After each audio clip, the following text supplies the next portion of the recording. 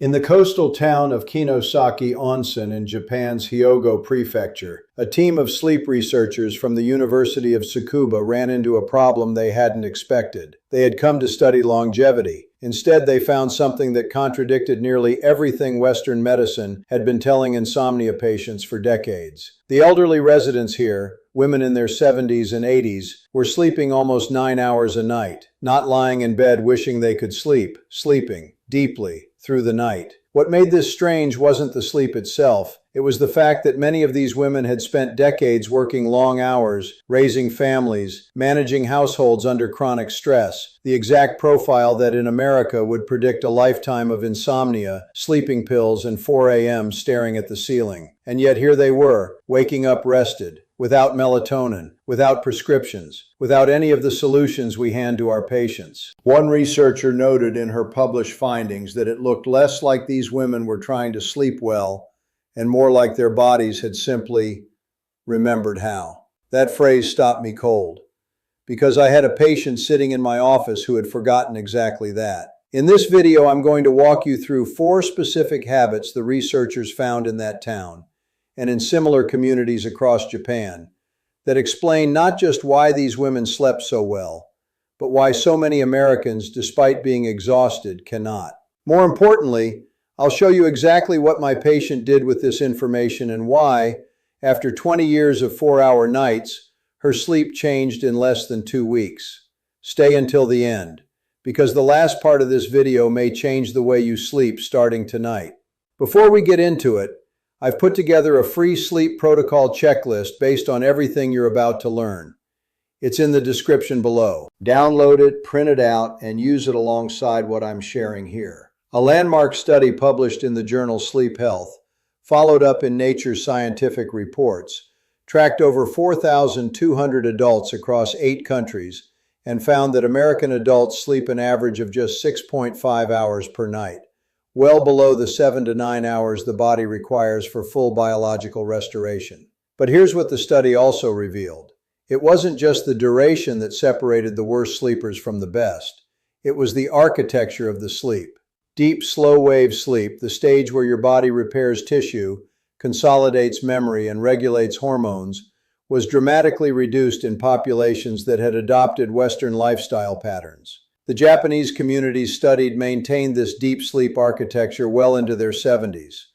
Americans, on average, were losing it by their early 40s. The first thing the researchers noticed was something so embedded in Japanese culture that most residents couldn't imagine skipping it. A deep soak in a hot bath taken every evening. Not a quick shower. A prolonged 10 to 15-minute immersion in water between 40 and 42 degrees Celsius. Taken not right before bed, but 60 to 90 minutes before lying down. Here's why this matters, and why most Americans get this exactly backward. Your brain cannot initiate deep sleep until your core body temperature drops by at least 1 to 1.5 degrees Fahrenheit. It is a biological requirement. Your body uses that temperature drop as a signal, a clock cue, that says rest is safe. Most people either skip pre-sleep bathing entirely, take cold showers that don't produce the same response, or shower immediately before bed and lie down still warm. None of these trigger the drop the brain is waiting for. The hot soak works through a mechanism called passive body heating. The hot water forces blood to rush to the surface of your skin. When you step out, heat dissipates rapidly from your hands and feet, pulling your core temperature down quickly. Researchers at the University of Texas at Austin published a meta-analysis in Sleep Medicine Reviews showing that a 10-minute hot water immersion taken 60 to 90 minutes before bed reduced the time to fall asleep by an average of 36%. My patient hadn't soaked before bed in over a decade. She showered every morning. That alone was already working against her biology every single night. The second habit was something the Japanese didn't even have a name for. They simply lived it. After sunset, the homes in Kinosaki Onsen went dim. Overhead fluorescents stayed off. Warm-toned lamps came on. Screens, when used at all, were small and dimmed. Dinner was finished by 7 or 8 p.m., and the kitchen light went off shortly after. Western neuroscience now has a precise name for what this protects: melatonin onset. Your brain begins releasing melatonin, the hormone that signals nighttime to every organ in your body, based almost entirely on light signals detected by specialized cells in the retina, called intrinsically photosensitive retinal ganglion cells. These cells are exquisitely sensitive to blue wavelength light, exactly what is emitted by LED overhead lights, smartphones, and televisions. A study from Harvard Medical School found that blue light exposure in the 2 hours before bed suppressed melatonin production by up to 50% and pushed its natural onset forward by nearly 3 hours. For someone who needs to be asleep by 10:30, that means the melatonin signal isn't rising until after midnight. The biology simply wasn't ready. My patient's home at 9 p.m. looked like a sports bar. Every light at full intensity, television on in every room, phone in hand throughout the evening.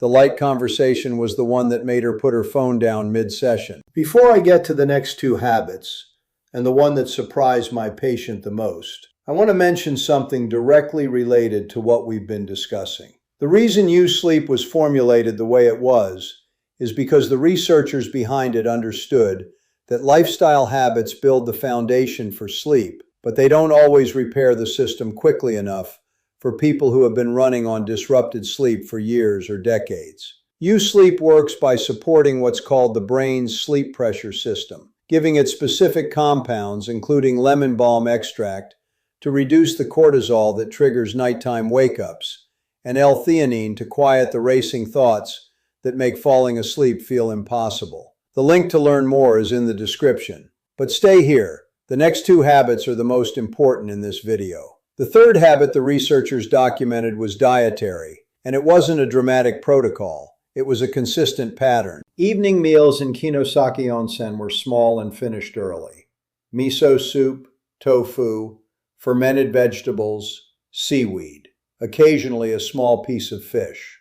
No heavy carbohydrates, no processed foods, nothing sweet. And once the meal was done, the kitchen was closed for the night. What the researchers were documenting, without initially realizing it, was a diet extraordinarily high in two compounds that Western adults are nearly universally deficient in: magnesium and tryptophan.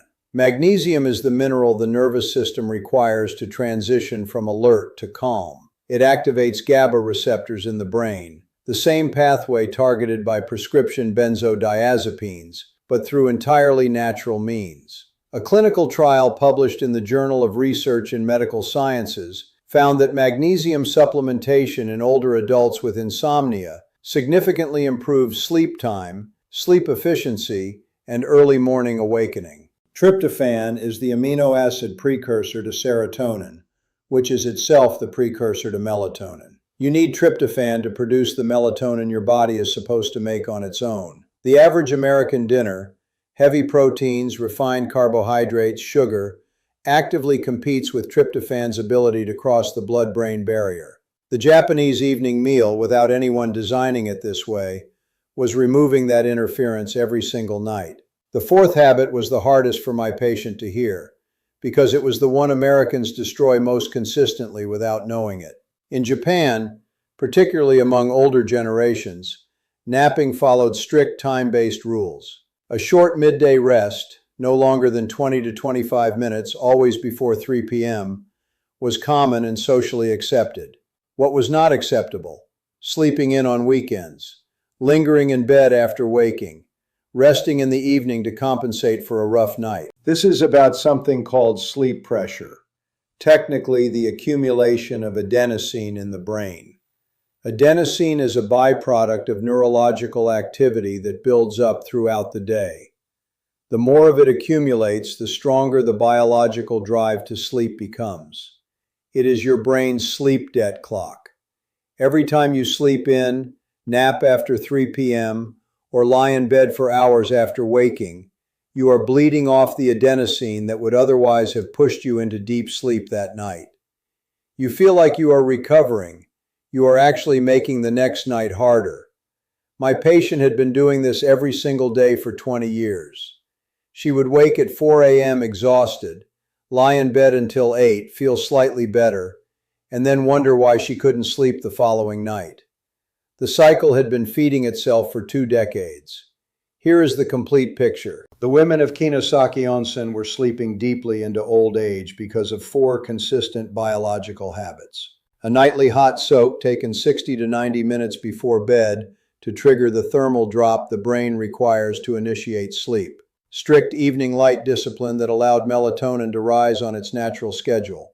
A magnesium-rich, low-glycemic evening diet that gave the nervous system the compounds it needed to settle, and a protected, consistent sleep-wake schedule that kept the brain's sleep pressure system primed every single night.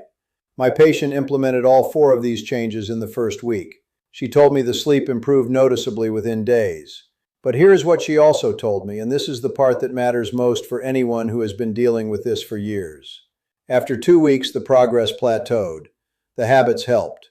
But 20 years of disrupted sleep does not simply reset because the behavior changes.